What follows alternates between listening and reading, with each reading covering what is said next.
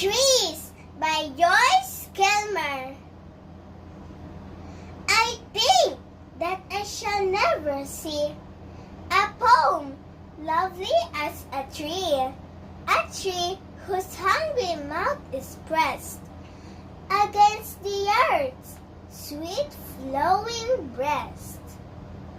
A tree that looks at God all day and lifts her leafy arms to pray. A tree that may in summer wear a nest of robins in her hair, upon whose bosom snow has lain, who intimately lives with rain. Poems are made by fools like me, but only God can make a tree. Trees by Joyce Kilmer.